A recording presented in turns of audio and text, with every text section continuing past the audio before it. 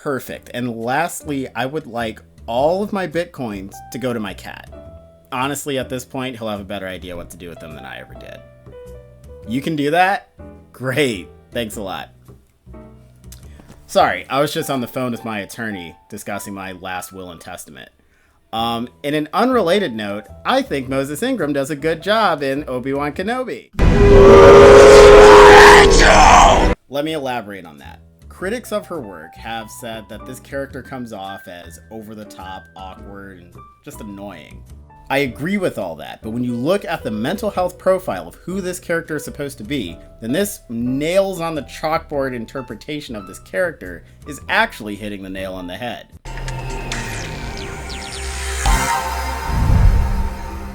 Hello, I'm Willarius the Therapist, IRL professional counselor by day, fictional character fixer-upper by night, and 24-hour Star Wars fan. When I saw there was going to be a standalone Obi Wan Kenobi series, I fired up Disney Plus and got ready to look at what the most well-documented Jedi life in history can teach us about betrayal trauma. Don't worry, that video is still coming. But when I was watching it, I found myself getting distracted.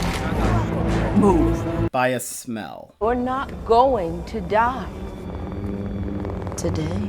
Smell of ham. Tell me where the Jedi is, or this man and his family die! I left the experience feeling confused and unsettled, not unlike the feeling you would get when you got sushi that's just a little too affordable. And apparently, I wasn't the only one who felt this way. Fortunately, Disney was prepared with an explanation for why I and other viewers felt this way. It was because I hate black people. That could be a problem. I would suggest something different, but I would like to give this subject the respect it deserves. So before we go into a galaxy far, far away, I want to take a stop in the Nuance Zone. The Nuance Zone is a special dimension in cyberspace where the normal rules of the internet are suspended. Here, instead of the echo chamber producing either or framing, we learn from improv and say, yes, and.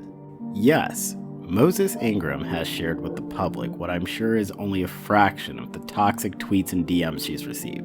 Let me be clear, this is gross, and no one should have to deal with vitriolic personal attacks just for doing their job. That's true. And yes, it seems like Disney has a habit of using the presence of this vocal and vitriolic subgroup of their fans to redirect conversations that may prove uncomfortable for them. I mean, personally, if I was in Disney's house, I don't know if I'd be throwing too many stones. That's true. And yes, not all of the feedback given about Ingram's portrayal of Third Sister has to do with ad hominem attacks on the actress. There does seem to be something off about how this character feels in the story. And when I make the argument that this is actually a good thing, I'm not trying to gaslight all the people who were watching Obi Wan Kenobi and got that bad sushi feeling whenever they saw this character. I've seen Moses Ingram in other things. I thought she was quite good in The Queen's Gambit, and she certainly wasn't gobbling scenery like Godzilla in that series.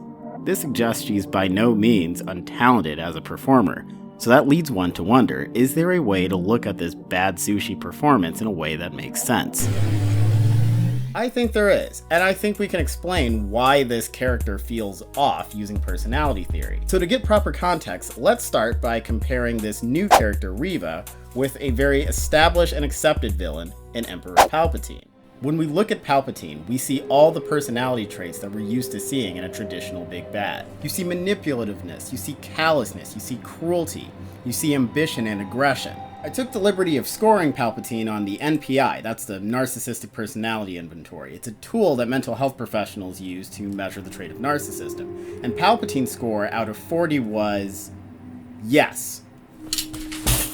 It's very obvious to the viewer that Palpatine is not a good guy. But the reason that his scheme succeeds in the prequels is that he's skilled at masking his intentions and moving people around. He's a seasoned politician, and he's able to use both his knowledge of the dark side and his knowledge of emotion in general to get his way. In our episode about Fight Club, I mentioned something called weaponized emotional intelligence. Let's revisit that concept and get a little more specific.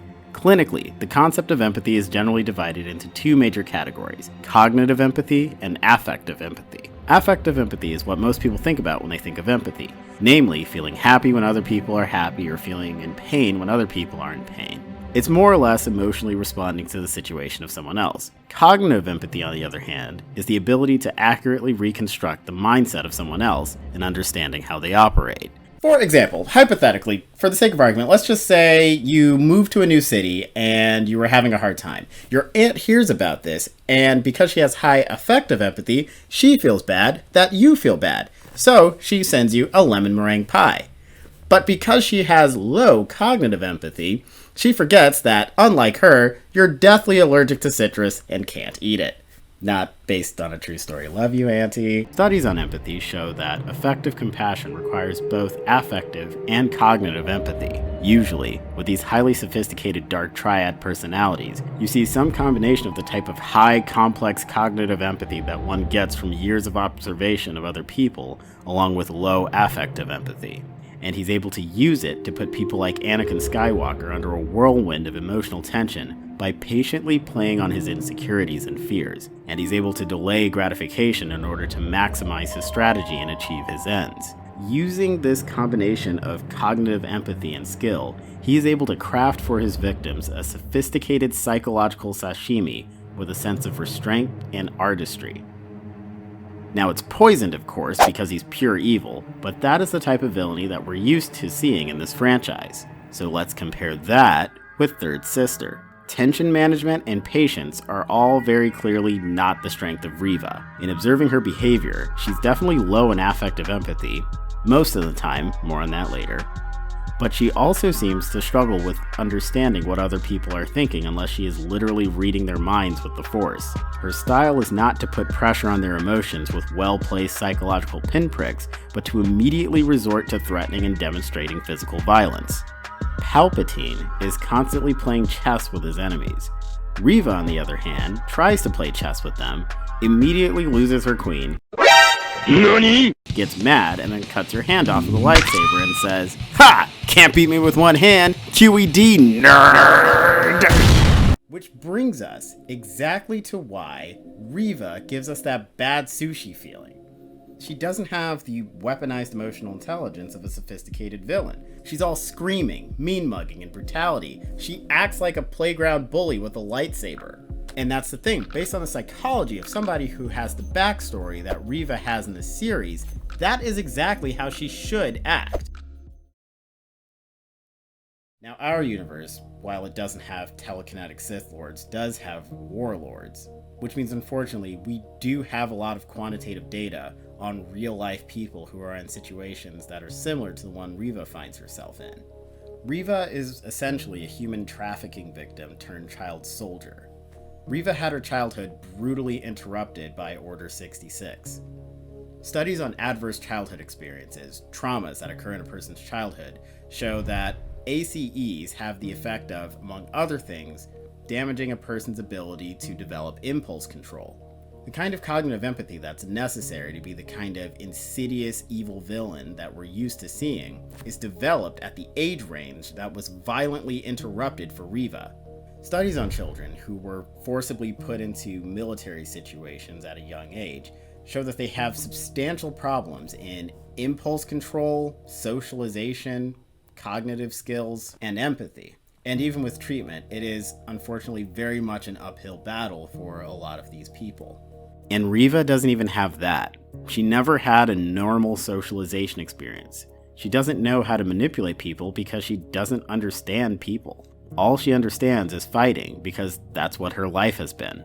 She's in a context that is constantly encouraging her to engage emotions like anger, fear, jealousy, and paranoia, all of which can be symptoms or made worse by post-traumatic stress disorder. In a sense, she experienced a severe trauma and then immediately entered into what was almost an anti-therapy. She was in a social context where she's constantly being encouraged to indulge mental states that make her anger, rage, and impulsivity worse. And the most difficult thing of all of this for her is having to bottle up this ever-growing mountain of pain and pretend to admire people she hates. What we're left with is this tragic character, a person who's had both her childhood and her adulthood stolen from her by the Sith, a frothing at the mouth time bomb barely keeping it together. You see the red lightsaber in the goth girl's wardrobe, and you think, this is a Sith, and all that goes with it. But as we see, she isn't entirely swallowed up by the dark side. All her ambition is a means to an end of getting retribution on behalf of her fellow younglings, a group of people she feels allegiance to.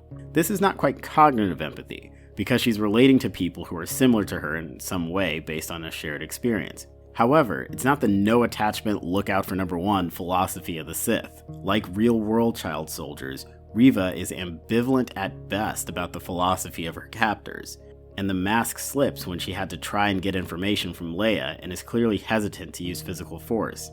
This isn't the face of someone with ambition to rise through the ranks of the Empire. This is someone motivated by desperation, trauma, and resentment, trying to pretend that she's someone she's not in order to survive. The erratic, out-of-control emotionality isn't evidence of bad acting, but a reliable portrayal of someone living their entire life with a gun to their head. Now, as much as it pains me to admit this, I'm not actually a Sith Lord. I've come to grips with that. So I can't read Moses Ingram's mind and see if this right-on-the-money interpretation was something she did on purpose, or did she just kind of go ham on set and get lucky? What do you think? Does my analysis about the backstory of Reva change your mind about how you see this character? Or is there anyone else from the Star Wars universe you'd like to see analyzed? Leave a comment and tell me what you think. If you'd like to learn more about the adverse mental health effects of using the dark side, click here to see my character analysis of Kylo Ren. Don't forget to subscribe and ring the notification bell just in case I upload another video this year. I'm Valerius the Therapist, thanks for watching.